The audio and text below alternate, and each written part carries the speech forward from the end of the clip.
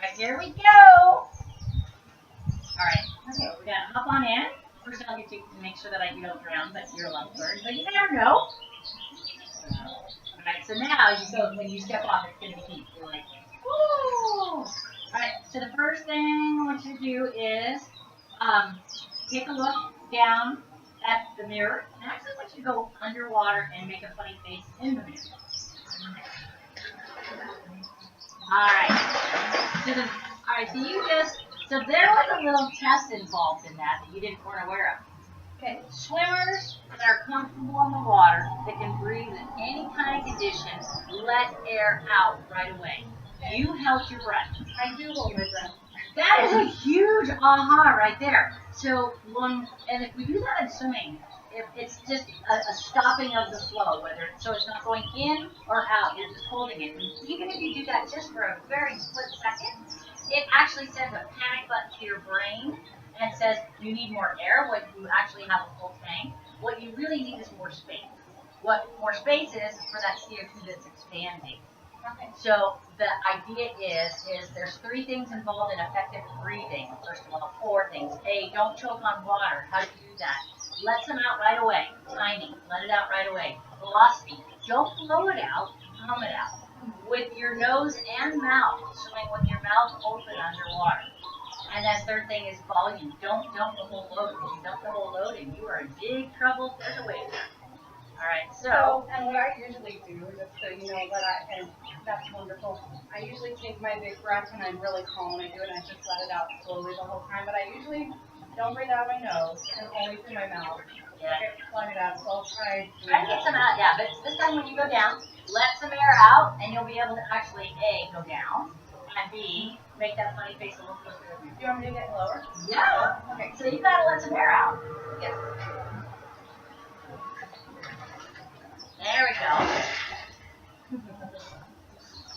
Alright. So that's lesson number 1. And this came about from before I had the animal school, I would do lessons in the ocean. And I'd be swimming along with people and I'd be like looking at their face underwater. And while that makes for a great shot to your bathing suits to have the athlete's face visible, it's not effective breathing. So you're either inhaling or you're exhaling and there's no in between. Alright, so that's a good one. Alright, so now let's do this. Okay, so I don't know that. Okay, alright, so what we're going to do, that, okay, so now, I don't want to tag on to that one. Okay, alright, so now this is what the motor sounds like. So what I'm going to have you do, is you're going to start swimming the way you normally swim. And I'm going to take a spin all the way around, making observations. Okay. Don't change anything. Okay. Including your breathing. So just do what I normally would do? Yep. Okay, this is your before video. Alright, and actually too, don't, if you keep running into the motor, that will be the indicator that's saying, Karlyn, turn me up, I want to go faster. So you'll just adjust it? Yes, but if you, just remember, the animal school does not get tired. Okay. And you would, so start out and keep your maybe about a foot from the grill. Alright?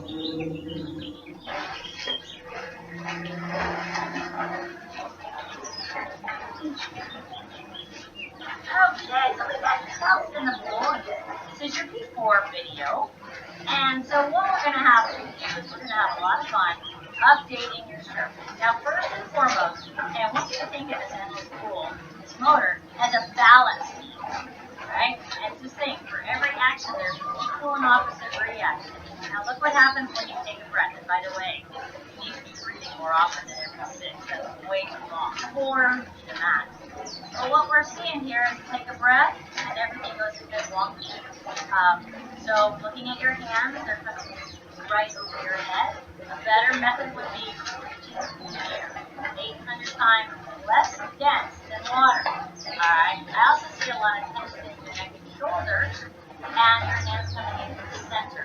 And every time you take that breath, you lose your balance, which you're seeing in the mirror, by the way. And you're going, whoa, look at that. So we got to get this wider. We got to reach further out.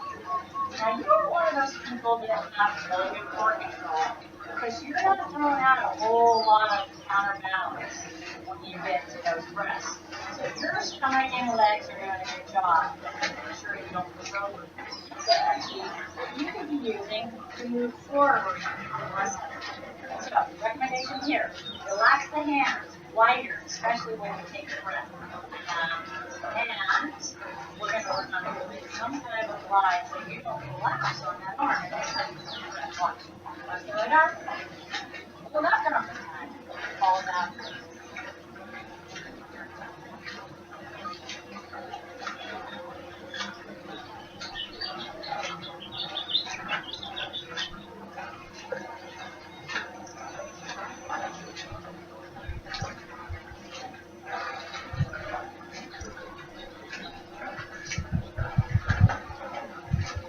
I gotta get a picture of this race. So now I'm breathing every 3. Alright, next up what we're going to do is we're going to start taking a look at that thing that makes you go. Control. Alright, so if your hands are getting narrower, what happens is it takes a lot of pressure, puts a lot of pressure on the shoulder. And so what you're doing is take the pressure off and you let your hand drop down, and then you're actually swiping into your body in particular with your left side. So these are strategies to take the pressure off the pain that could be occurring in shoulders. The other way is watch your wrist. The calf, it's perfect. It makes your surface area pulling so much smaller. But it's a strategy to take the pressure off the shoulders. So we need to straighten up the wrist and try to protect and pull from the wider entry. That's going to be the earlier access. Alright, relax. Now you're getting a little tired. This is great. So we're getting tired, and I want you to take a look. Every time you're taking a breath, you put your feet going. Scissoring apart. Every action here is equal amount of reaction. This is a symptom. Your feet are the symptom. The knees with your hands are coming into the center. You're taking a breath. You're pulling on that arm. You're collapsing, and your feet are scissoring out to counter. So what we're going to do is we're going to fix the balance in the front so the legs behave. Alright, last thing, let's take a look at the suck, and rope on the breathing. And how do I tell you're holding your breath? Not underwater. You let it go right at the end and explode. Oh, got there. But right there at the end. So what we want to do is we want to reverse that. We're going to take the air out sooner and then trickle it out. Those are going to be some things that are really going to help you. Alright. Good other thing to show is you're not pushing too far back. You got a nice quick entry, but where you're starting to pull will be a lot more effective with a wider entry. How about that? It's pretty cool. So these little videos are invaluable because what we're doing is I'm explaining, what you're currently doing, why it's not as effective, and what it could be causing, and then how to fix it. Because it's like, symptoms and diseases, right? So is that as fast as the... Oh, no. That pool, this is at like a third of the speed. Really? Oh, yeah. This thing cranks up. Let's turn it up. Okay.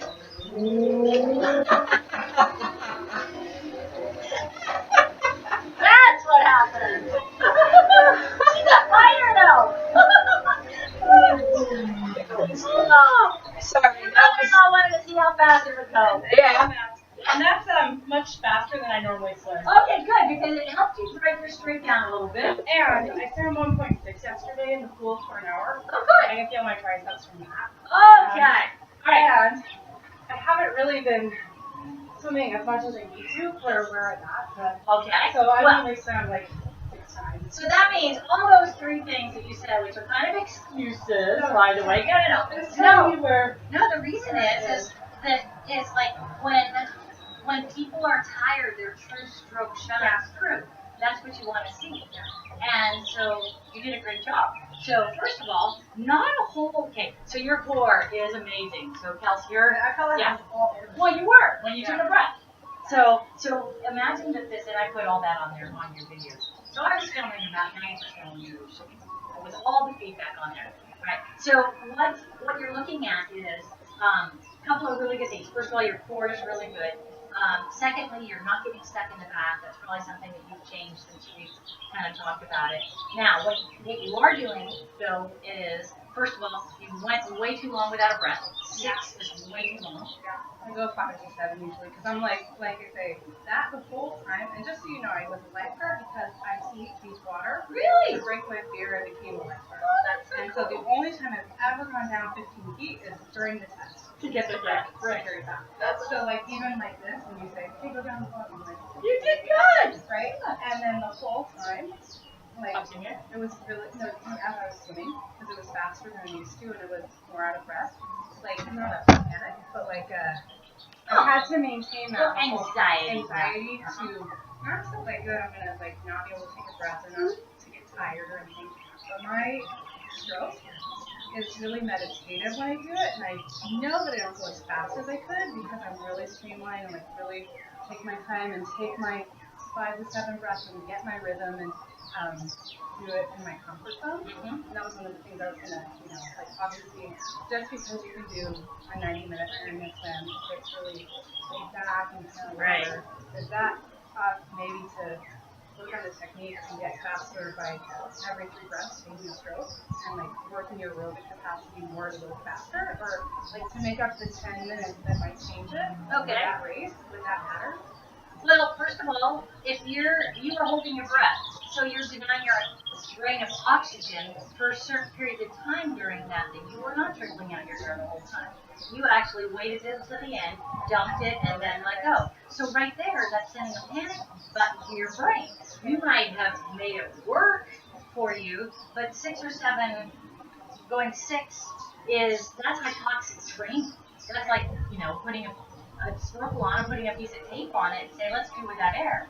And then, then the reason is that when you actually do want to go faster and you get air, it feels good. But it's also going to be a limiting factor because you're only going to be able to do so much. So let me get back to your technique. So having you in a little bit of a stress situation where you couldn't really think about your technique gave us our best view of your technique. So, because you weren't able to take it. You weren't able to keep it on. Right. So the biggest things are, Kelsie, is that we need to get you lighter. We need to get your arms to not come in over your head. And the other thing, too, is all these things that are happening as a result of your stroke, in the end, when you were getting pretty tired, your feet were scissoring out every time you took a breath. It was horrible. So that's a strategy. Yeah, well, of course. But so when you're taking your breath, your hand is coming in the center. You don't have any balance. You fall on that arm. Your hips were staying relatively still, but your feet went. So I don't know how to review the video. You have to like get on the video and then you scroll. Okay, so let's go. That was to hit the camera. Ooh. That little experiment. And now I went to that gallery. So maybe now you're into it. So what's going to happen is this wider stroke is going to feel very weird, but yes, it does. Yeah, so that's the second video. First video, yeah. So we don't worry about frontal resistance when we swim. Okay? So submarines don't worry about frontal resistance. Whales don't worry about frontal resistance, and they're tapered and skinny in the back. We need to be a little wider to get more balance. Alright, so you want to, and actually turn the volume down. There you go. Alright, so you can watch that very fun. So see how, so this is really early on, and you're going like 6 strokes. By the way, you only went wonky when you took a breath. So there is reasons not to breathe every 2, because we lose our balance when we take a I breath. just feel like more steady and streamlined. Well, it's easy to keep the boat going straight when you're not breathing. But when you take a breath, and you have to breathe.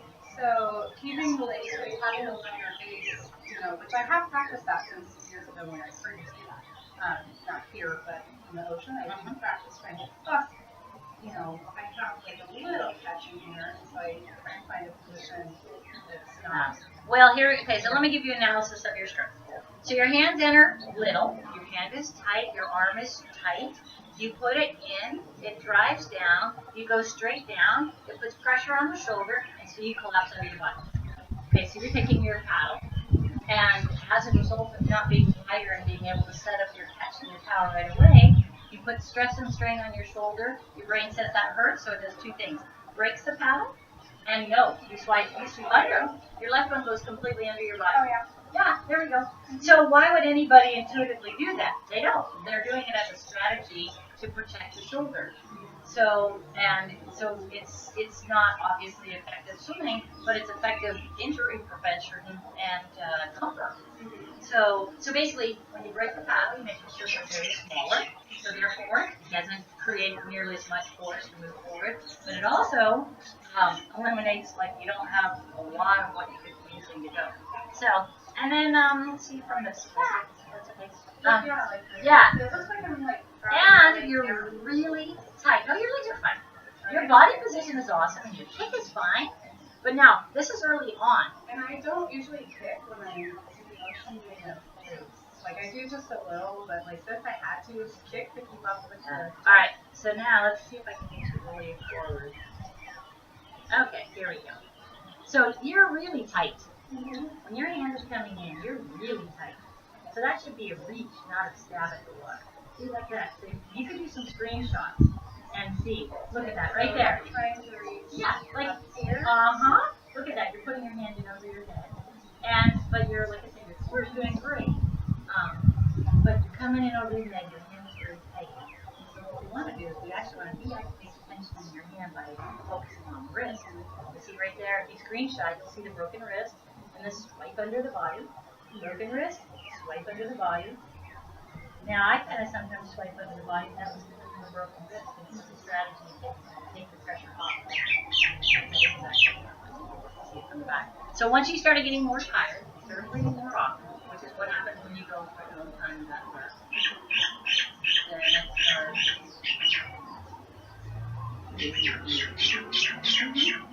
so it's kind of like having a little bit of a wobble on your bike. It doesn't really matter if you're on the flat. When you start going down a little hill, the wobble gets bigger. You start going down a big hill, the wobble gets bigger than that. The more tired you got, the worse it became. That's a huge amount of drag. So things that are skinny in the front tend to be fat in the back. Okay. In nature, things that are fat in the front will be skinny in the back. And if you're gonna, so that's what we're gonna work on. All right, perfect. Okay, so now what we're gonna do is we're gonna start by, you're gonna get in the surfboard body. And then it was funny. I was over here breathing from the side, and you have a really good feel of the water. And I think all these are kind of a cumulative little things that are going to add up to a major change in relaxation. You're not getting stuck in the back. You're not over-rotating. You just got a couple of things in the beginning that are really changing the effectiveness of catching your foot. And so that's what's really kind of cool about it. It's like, wow, you're strong. I'm going to go like here. Yeah. Here. Yeah. It's funny because I feel like I'm reaching, but I think it reached under the water. Yeah, that's stabbing the water. And it's funny because I have relaxed hands until you can't see them. They're not, I didn't realize they're not relaxed here. Yeah, see? Through the water that I could see them, Yeah. I saw my hand position on them. Like, Yeah. I know which ones. So that's funny because I do it. So I did a couple of stills on this too. All the way through out wide? Well, no, we're not there yet. We're going to back up. So what we're going to do here, now I'm going to go to, all right. So you're going to start by we're going to build a frame. So you're going to float face down, and you're going to put your hands up here. So this is the Y. So what we're going to do is we're going to try and create this slightly wider than shoulder hand placement. It's about the place you would put your hands for a pull-up. Okay? Now, don't bring the shoulders up.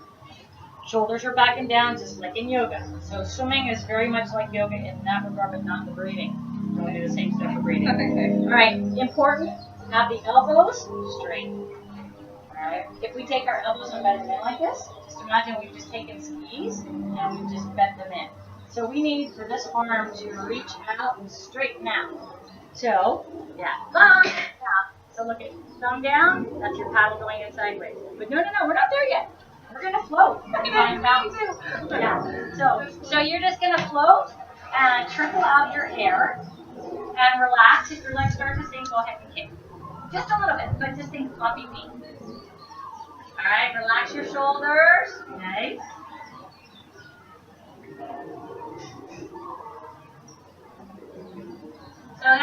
there more? Yeah, it's gonna stay more here. All right, so try not to pinch your shoulder blades. Remember, we're looking for more of like a turtle back without the head dropping down. Very good. Kick your legs a little bit. Straighten out your arms. Straighten out the arms, the elbow. So straighten out your arms. You're a little bit rounded. What the arm is the outrigger on a canoe. It is the balance point. Alright. So you don't need to be letting all that air out. You can let some out and then let a little bit out, just like you're kind of releasing it from the balloon. Because it does help you float a bit. But just kind of trickle out your hair. So ideally you should be able to float and not have to move at all. If you trust the water to do Is the water hot, right? But I feel like it's pushing me back. no, yeah. What am I doing? You're fighting back. Let go. Let the water support you.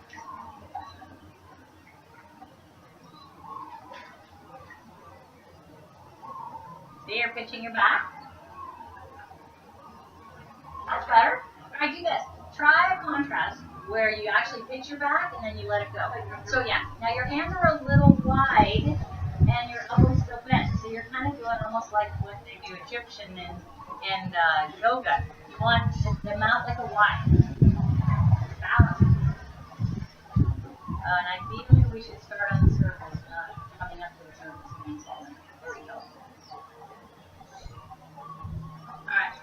So Kelsie, it probably would help if you didn't start submerged.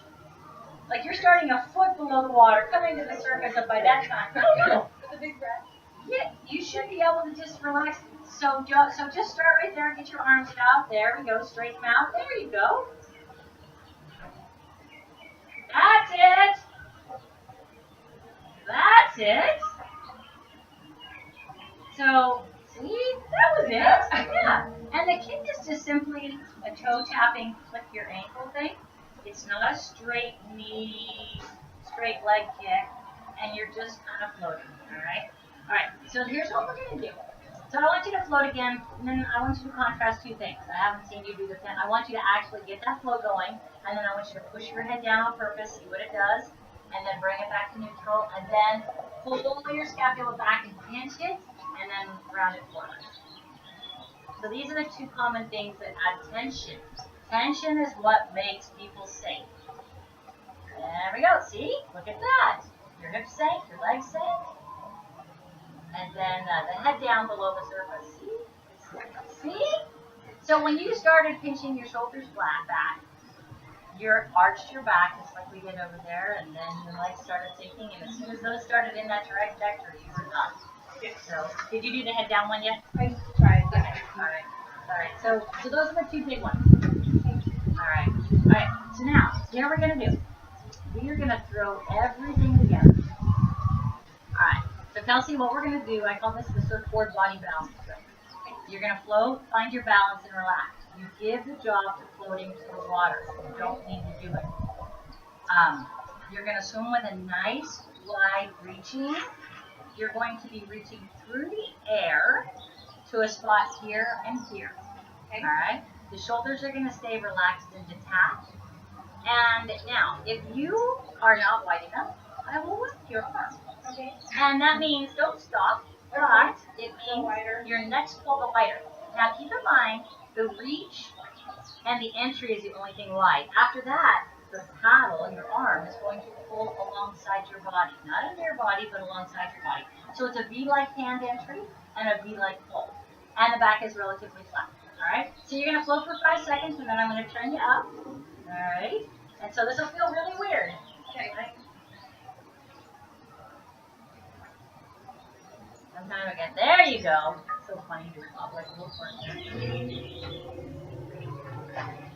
So ideally we do this from this really nicely balanced position. Nice! Look at that! Yeah, we gotta get that. This arm loves to go narrower. So it's over your head. So even though I did say that your pull isn't that long, we are going to want to try and get you out to the side a little more. See how much tension you have in your neck and shoulders? It's like you're like trying to hold a pose or something like that. You gotta let it go. That's awesome. Big reach, short pull. That was great. That wasn't videoing.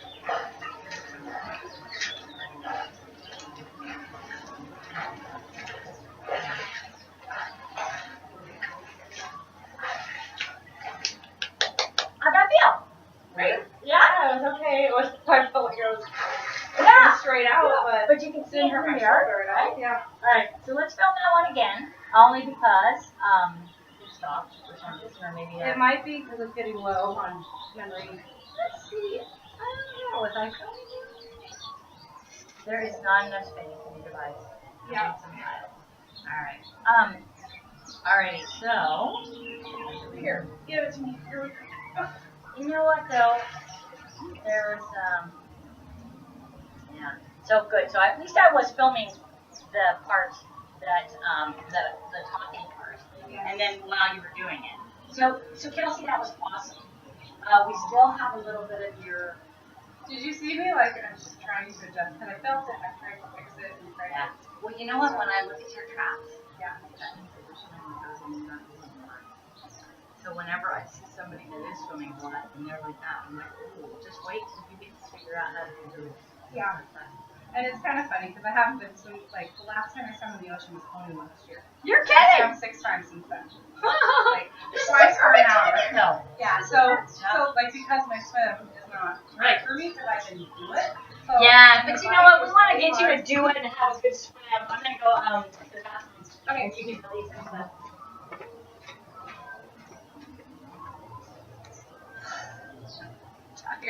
I had her turn that up. I wanted to see what that would do. I know. It kicked me to the back. It was hard the whole time for me to swim. Was it hard to swim against that? It was like I was swimming harder than I swim. It's not hard to swim against it when she had it really easy. But I was swimming faster than I ever swim. So it's hard to keep up. I don't know if ours has 2 speeds or not. It doesn't. I don't think.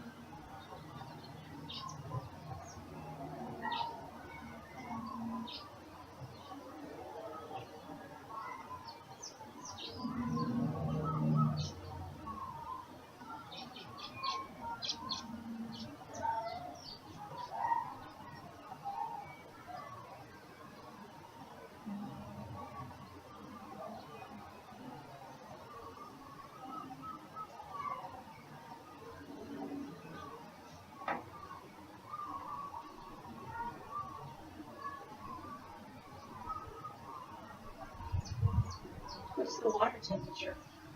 Comfortable. Probably like 80, 82. But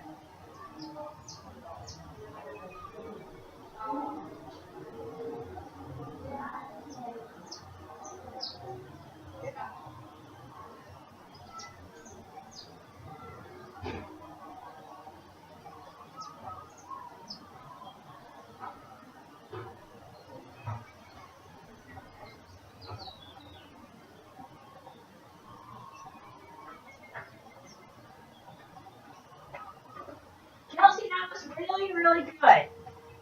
You went wider, you went bigger. Yeah, so that was really nice. So let's do that again. it should have a lot better. I just didn't have a chance. I saw your last message. Yes, please. I know. Well, you know, you know how as a business person, this is one of the things you've got to figure out ways to, and yeah, oh, he's over here. Sorry, Dee. Back time. You know, you don't want to have. So I used to film. I do the same thing. Yeah. I think everybody uses their own. Yeah, because then you're like here and then right there.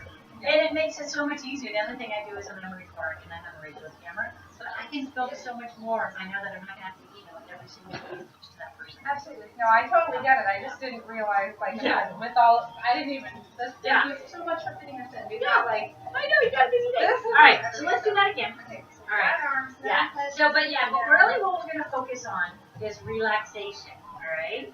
So, you tend to push your head down just taking, so here, look, this is how simple this is. All right, so when you're swimming, just take your head right there and just move it, shift it forward just an inch right now.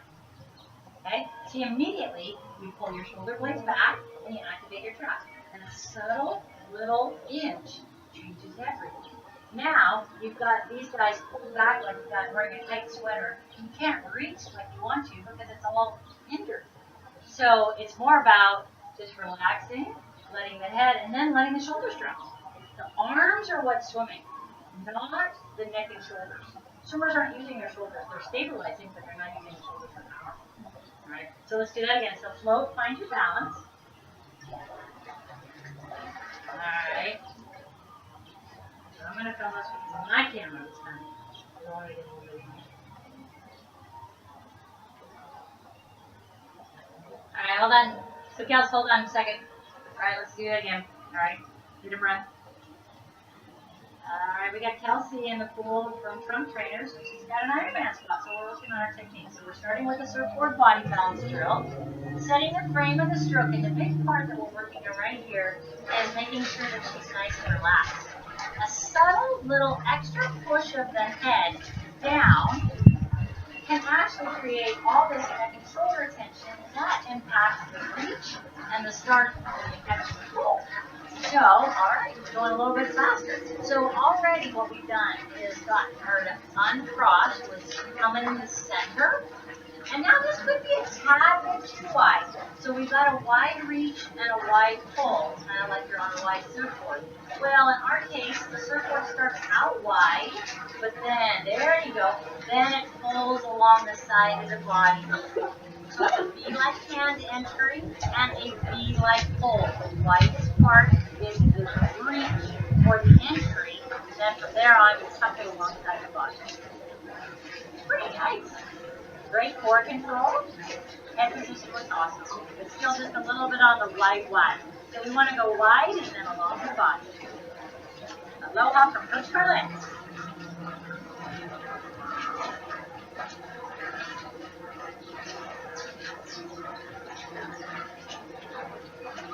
Alright, so now we're working on this.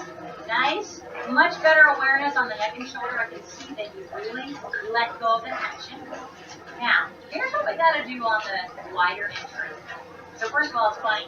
Boy, whenever you take a breath to your left, you go way right. Wait. You take a breath to your right, you go way left. That one. Oh, there we go. Nice and wide. All right, look at this part that right there. All right, so right now you got wide entry and you got wide pull. So we need to bring those arms around just a little bit more so that you're not pulling alongside of a wide surfboard. You're actually getting that elbow up and pulling along your body. Nice job on the feet.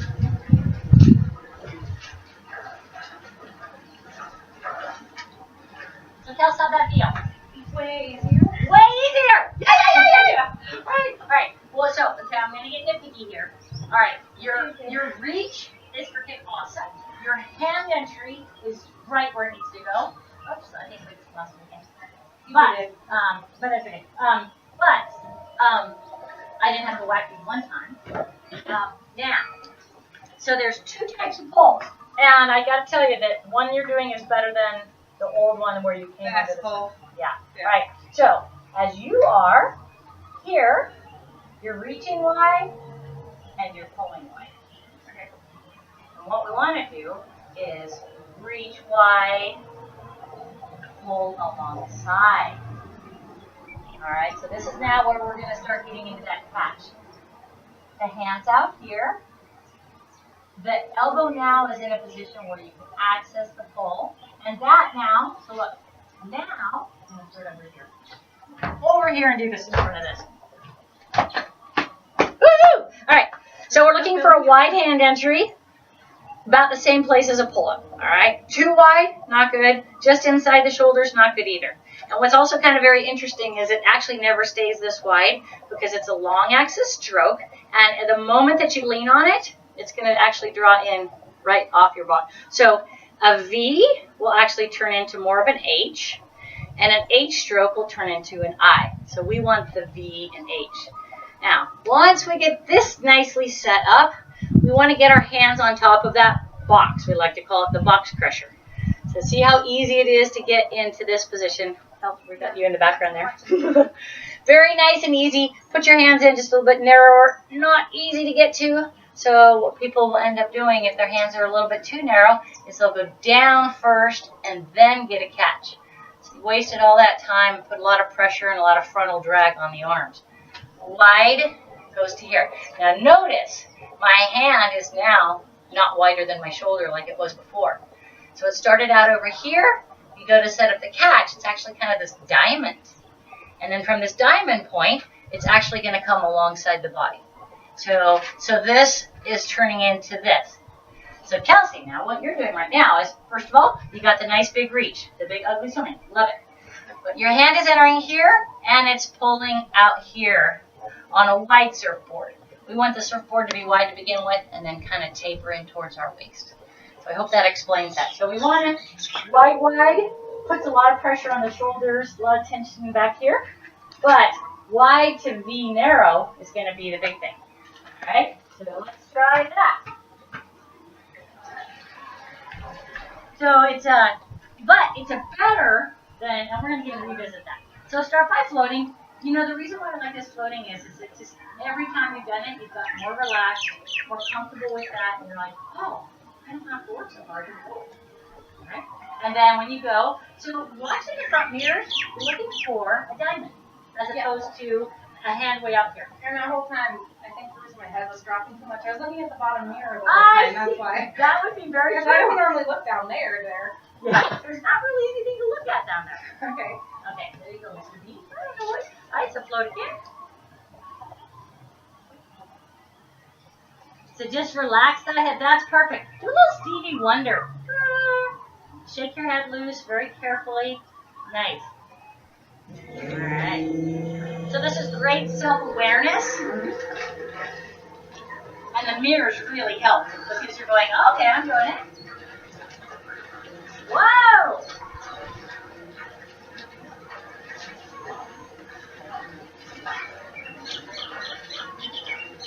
Alright, so Kelsie, here we go. This is really an improvement.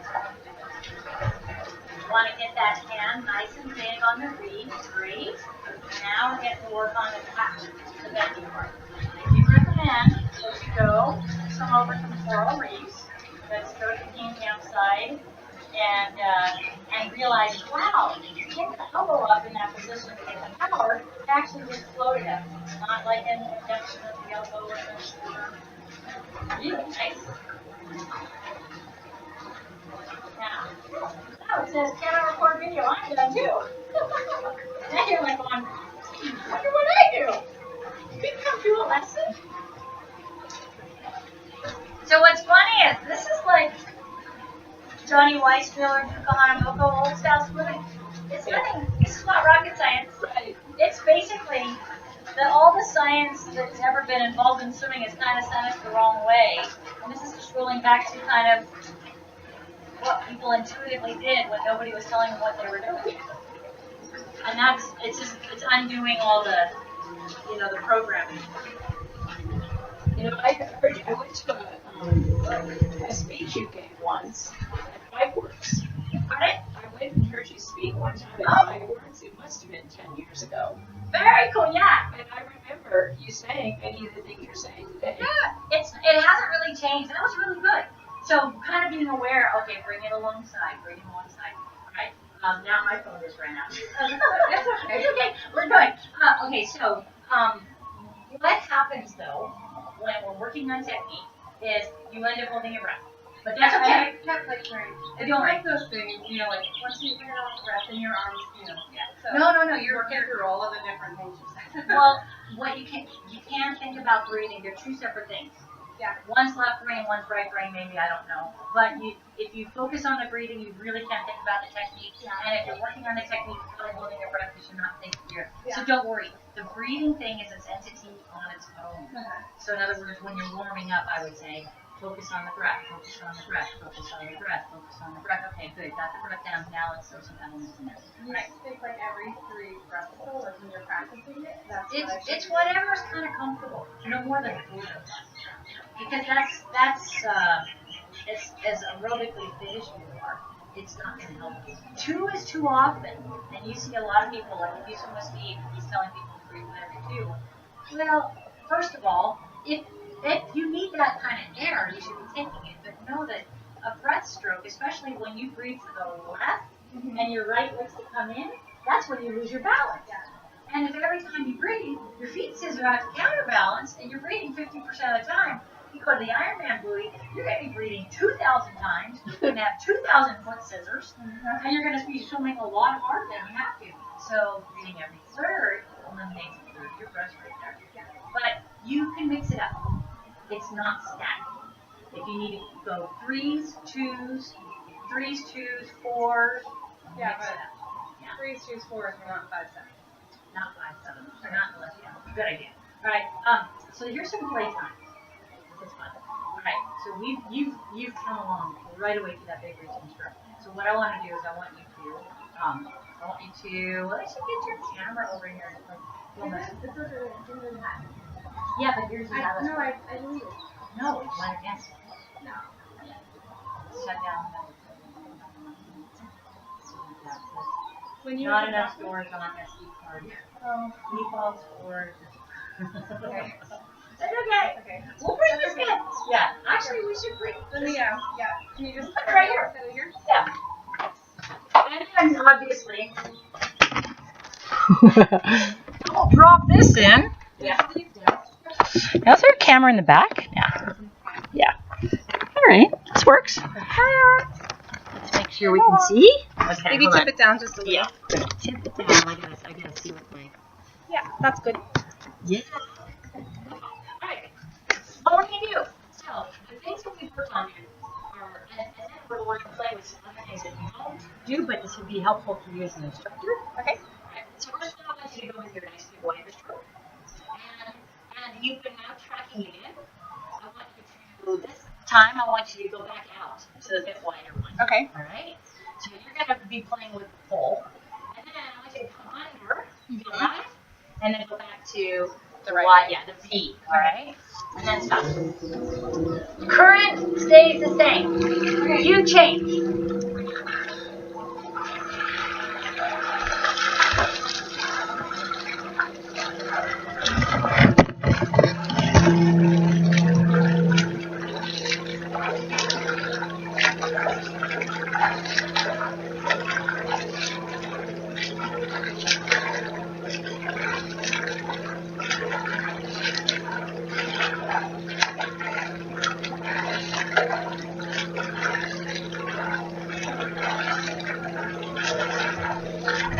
Alright, you're doing a bit of contrast.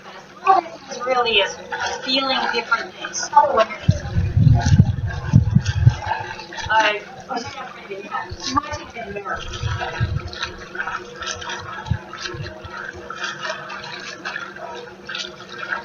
The contrast drills are a way to create self-awareness so that you can notice when things are not feeling very comfortable or good, that what is it that's causing or sabotaging the stroke to kind of start falling apart. So feeling differences, there you go. She's coming into the center, pulling into the body, immediately it's getting pushed back.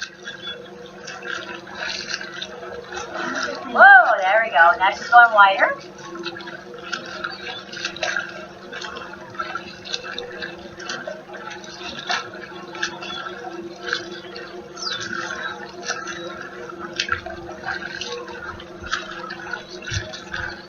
Oh, and it looks like there's a little bit of a head pushing down too for a little bit. So that's where we're looking for a head position. Half in, half out. Face in, back of the bun out. How was that? Good. It's really interesting. I can feel my triceps burning on my old stroke. Yeah. And then shifting and very comfortable in the shoulders. Yeah. As they went wider. But then, Yeah. kind of more stable out here, pulling out here. But Yeah. Isn't it surprising though? Because I think that as teachers and we're learning, it seems like skinnier would be better because you have less strength.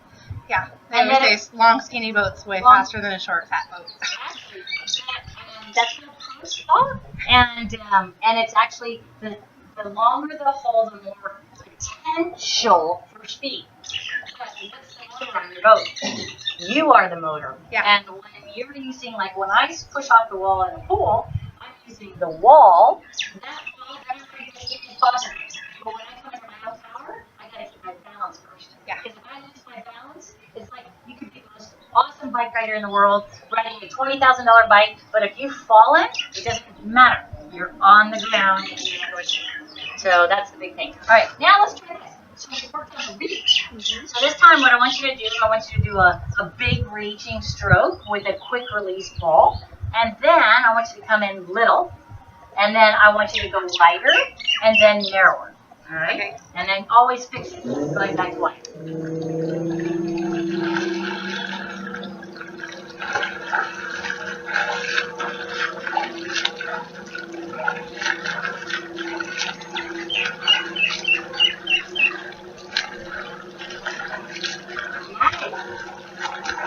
So, closer, more tension. That's more like a and up. This becomes so much easier on the shoulders that you're really looking at a lot of benefits. Not only are you keeping your balance, your power, but it's easier on your body. It's not pinching it. It's super fun to go back and forth, back and forth. And then it's not as cool as you do. Yeah.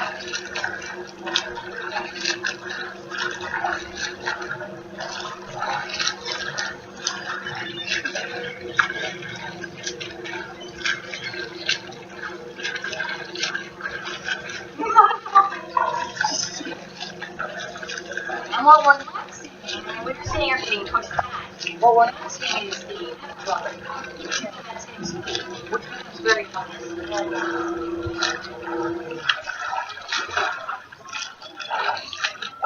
Fascinating, huh? So tell us what was happening there.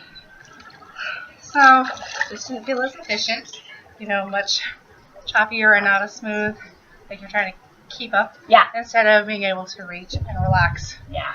more. I just keep wanting to go back to the right way now. Which is cool. Oh, look at that. She's got money. That's what that chain is good for. All right, so let's play with now. All right, okay, so here's something else that you probably would have taught before, rolling. A long time ago. A long time ago. But I want you to feel that, and then the longer stroke. All right, those two kind of go together. So the longer you leave your paddle in the water, the more you're going to go. So I want you to start with the big, ugly stroke, which doesn't look big and ugly. It just looks more efficient, more relaxed. You look like you know what you're doing rather than working so hard. And then I want you to put some roll in there. Okay. And say, like you used to teach, and then flatten it out. Nobody's ever completely flat. So we're trying to do drop, not roll. Okay. And so I want you to feel that. And then I want you to go ahead and do a push at the back of the stroke. You finish that stroke like right across the line. Okay. Well, okay. like, people still teach locally here. Finish the back. You don't want to miss that power. Okay. And then I'm going to teach you that you can miss that power a little faster. Okay. So, all right. What's also interesting is the challenging speed. And it actually goes up and it's not challenging anymore.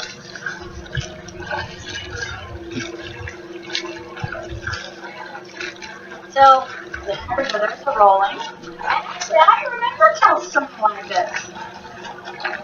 So this might feel productive because you're feeling the water a lot, but what you're really feeling is that you're losing your balance in the water a lot, and that's the thing. So you don't want to lose your balance. You want to keep your balance.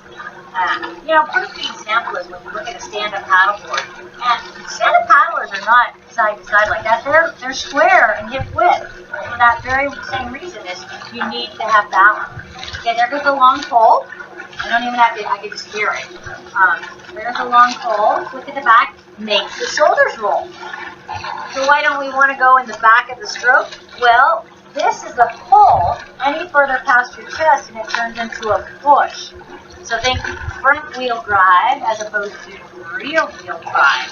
So we don't want the rear wheel drive pushing the vehicle up. We want the front lifting the back up. And that is going to help you with your body position as well.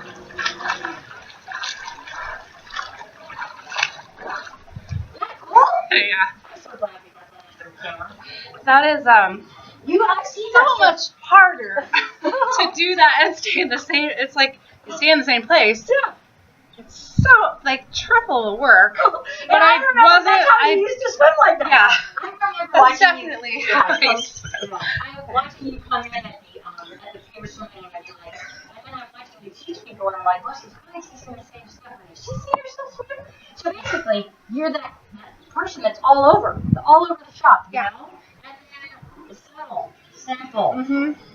Keep it balanced. I think that sometimes you feel like you have to feel like you're working in order to go fast. Yeah. You don't have the comparison, and you really can't tell unless you're in a pool looking at the clock each time you go around. And 50 meters is not really enough time maybe to see the subtle difference of how it feels. And so maybe that's how I was taught. Yeah. You know. And that's I agree with that. What I was saying on the video was that swimmers in particular, like if you're running or cycling with a tailwind, you're like, woohoo! This feels so good. Okay. Well, but swimmers love to feel more. They feel like the more they feel, the more productive they are, and it's actually the opposite. Yeah. So the better you get, the less you feel. Yeah. That's the tricky thing in swimming, because the less you feel means that you're actually creating less drag, and that's why you're not feeling the water. So I always love it. You picture you get somebody, and they're sitting on that or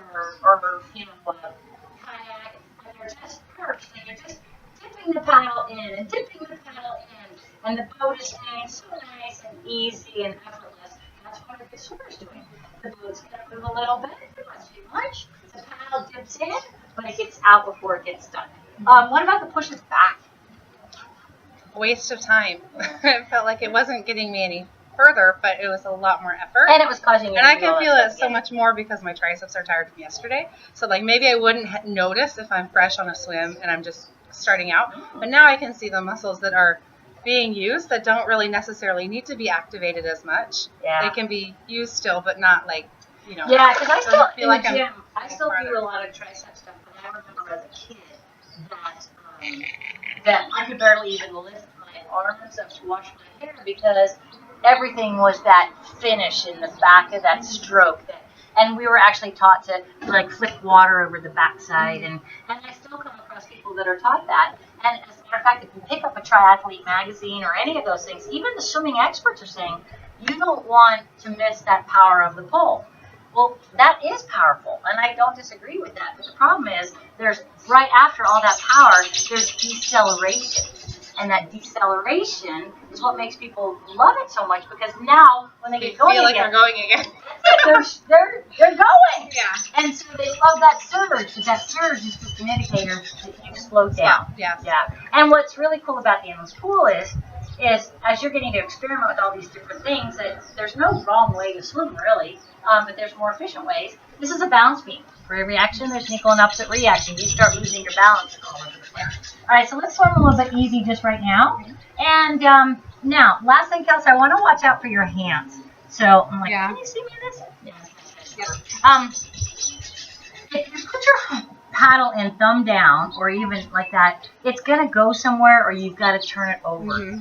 So I just want you on this one to really focus. Let's do this. All right. So go ahead and why don't you stand up here, or right there. All right. So what we're trying to do here is we're trying to activate the lats. When we make our hand really tight and tense, or bent, for instance, press down. So immediately isolate your chest wire, your forearm, not your lats. Now, if we relax the hand, the fulcrum shifts under the wrist, keeping the elbow up, press down. You just fired your lat. Mm-hmm. So your sweet spot is not the hands, so they can be open or closed, but the idea is relaxed. But also, too, what happens is if you go and you break your paddle like this, pull back, once again, as you're using these muscles, your paddle can actually be slightly inverted, like a stand-up paddle. Whoops, more like that. Bingo.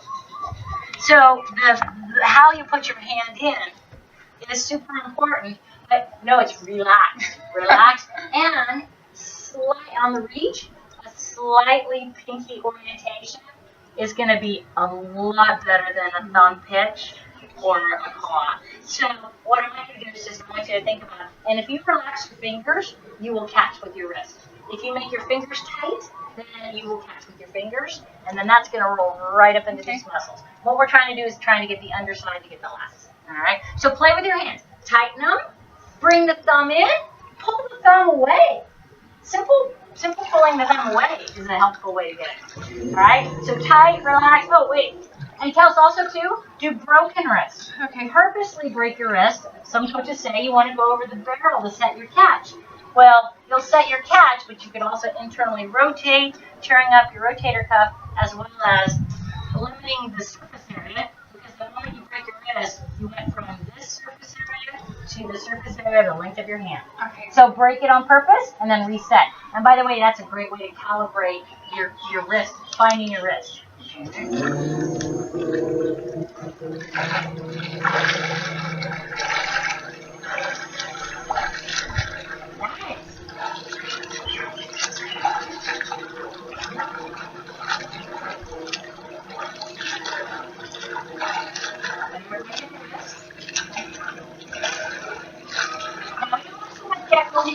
That's not good.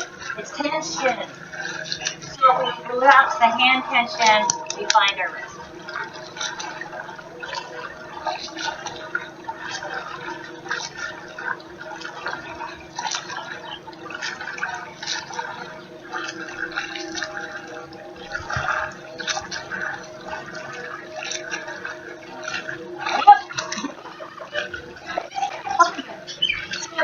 About the endless pool, and for me, from a teaching standpoint, has been that, I get this, I'm going to sit here, I get this opportunity to experiment without having a need for this is right or wrong, or you said this, or it goes against what I believe.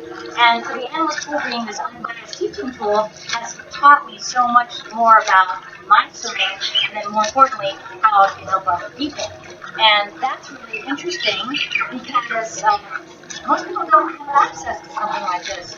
So I see something, I get in here, I try it, and I experiment with it, and I run it through the filter. Did it become faster? Or did it get easier? But I'm going the same speed. And I'd say that probably the three biggest things that I've learned in the animal school that completely shocked me that I thought I would never ever teach. Number one would be that big straight arms on the reach and recovery is 15 to 20% faster, as long as you're not going longer than that. So your pull just gets shifted more to the front. I like to think that you have like 6 wheels, 2 in the front, 2 in the middle, and 2 in the back. We want all of your stroke, for every stroke, all in the front too. And I'm demonstrating like I'm pulling it out right here. Now, it still looks like a normal length of pull, but the difference is I'm not getting stuck. So that's number one, big reaching arm, 15 to 20% faster. Number 2, that the power phase is extremely brief. You want to focus on that wrist. It's kind of like anything. Hitting a tennis ball, throwing a football, hitting a golf ball. Power phase is brief. You get it and you let go of it. If you don't let go of it soon enough, what happens is there are consequences. In like golf, you turn into a pitcher. In football, you throw the ball the wrong place. So you got to release, catch, and then release. And then the third thing is that you got to get that hand out.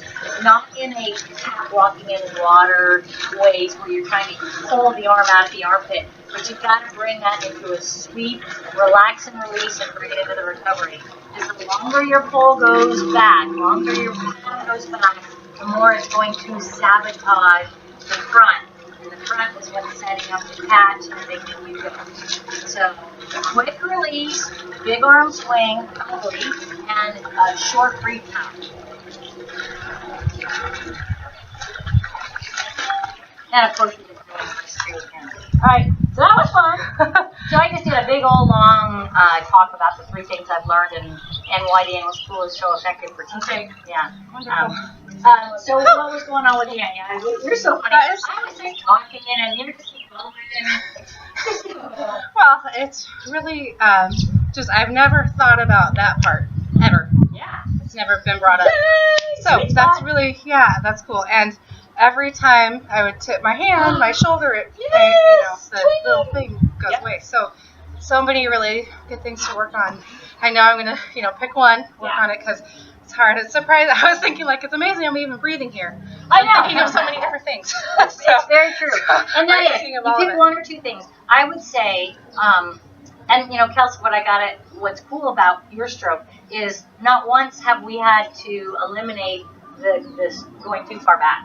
Because I would say out of all of the things that sabotage the wide entry and the early catch that we're looking for in swimming is the longer pole. And think about it, it's the same thing. A runner with too big of a stride, a cyclist in too big of a gear.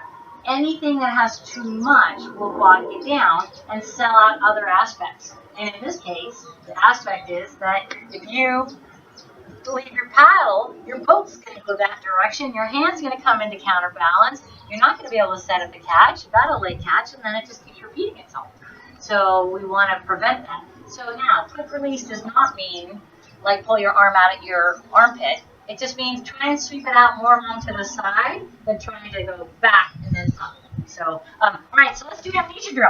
So this is where you get to do all the new stuff and we forget everything. And then go back to the way. Well, I get to wax. Got the noodle. All right, so you tell me in your own words the things that you're working on. Okay, so keeping my arms in a wider to start, A little bit wide with arms straight. There we go. Okay, and then pulling to more narrow. So catch first. Get your hands on top of the box. Yep. So bend at the elbow. So put your hands straight up. Okay, hinge at the elbow and set your hand up. Set your okay. Keep your arms in the same spot. Hinge at the elbow. Can I do that? Yes, there. You can't do that. Now take that box. Get them straight out. That's good. Right there. Lower arms comfortable. Hinge at your elbow. Set your hands on top of the box. That's your catch. Now crush your box. Relax your shoulders as you do that. Keep the hands flat. Bingo. And then relax and release that arm. So that right there is. Now go ahead and bend forward. Now bend forward. Right there. Go ahead. Why don't you stand on this one right here? And then back up a little bit. And there we go. Okay. Now bend forward with your arms straight up here. There we go. Okay. Now remember, relax your head. So here, there. See, everybody thinks that you have to have super flexible shoulders to get a high elbow catch, but you don't. What you've got to do is there's a tiny little abduction right there. That's it. Now the elbow's kind of oriented more here, and then from there, you can get right into that catch. It doesn't have to do with shoulder flexibility. Now go ahead and look at your hands. So now, not great body position, but watch. Float the elbows up. So float. Bingo! That's it right there. So elbows up, pull. There's your breaststroke. And by the way, breaststroke, I go out and stretch to Superman, and that's where I'm resting. It's out here like this, not with my hands together. So float the elbows up. Bingo. Breaststroke, by the way, is an awesome way to set up a catch, and I got this from Dave Scott. So do breaststroke, and you're going to recover under, you see your nose? It actually will be under your chest, but right? And then from here, lift one arm up. There's your freestyle. So you're getting that catch. And when you're doing this, notice that your hands automatically kind of come in that diamond shape rather than out here in the H shape, okay? Now, what's really cool, too, is if you wanted to do butterfly, boom, here's your butterfly. So what we're really saying is this is actually kind of cool. You can look at the camera here. Okay, watch. Is everything's kind of going around your elbow. This way or this way. So it's boom and then out and around. And that's an exaggeration of how short the pull is. But you got to relax the shoulder as it comes along. Food for thought for later. Great. All right. All right, so what else are you thinking about? Keeping, relaxing it. And relaxing the hands. How bad did it feel when you bent it? Really bad, and I'm thinking, I got 2 hands, I got to think of the last side too. So that's, something to, a lot of. Well, here's why, if you notice, the fastest and swimmers in the world are doing catch-up. Catch-up, now catch-up is wide, not narrow. One arm. If you really want to isolate what one arm's doing, no better way to do it than catch-up.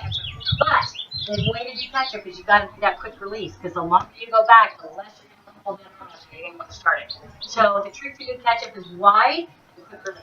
All right, so new stroke, wide, big, quick release, and then I'll whack you and you do old stroke. Okay. And we'll back to the new stroke. Okay. Okay.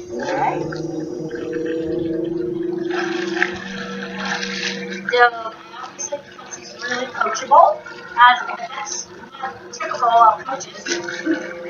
But so redo big, and we can even get a little more playful on this as she gets a little more relaxed on the arm. You just can let it swing a little more.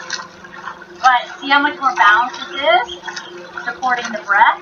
A little more glide whenever you take a breath. So hold this arm out in order to get that breath so it doesn't want to fall to an even smaller pull. And that will help you do catch up. Little pull when you take a breath, long glide. Alright, here we go. Old stroke. I love my needle. There we go. Whoa! Now, remember we're in a new speed. It's a little bit faster than where we started. So this is not fun. Just working really hard. You're like, hit me! Hit me! Now, what's going to happen is, in order for Kelsie to go that speed, she's going to go a little harder. What's going to happen is she's going to take that additional effort and a new stroke, and she's actually running into the motor. So this is a good indicator that the new stroke has got some in. Watch the thumb down and start seeing that now. You're going to notice that.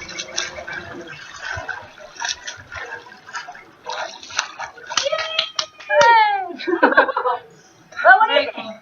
Wonderful. Gosh, it's so much easier to swim. Yay! Now, but you can catch yourself now, huh, when you're like doing your thumb. Really well, yeah.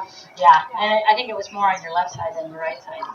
I just always think of my right, so that's awesome. Thank you so Good. much, Karlyn. You- So many things to work on, not only for Ironman training and to be more efficient in injury prevention training, but also for a lifetime, because everyone knows swimming is what Our you should do forever. lifetime sport. Yes. Cool. Well, thank you so much. You're welcome. Aloha. Aloha. Hope that was good. Yep.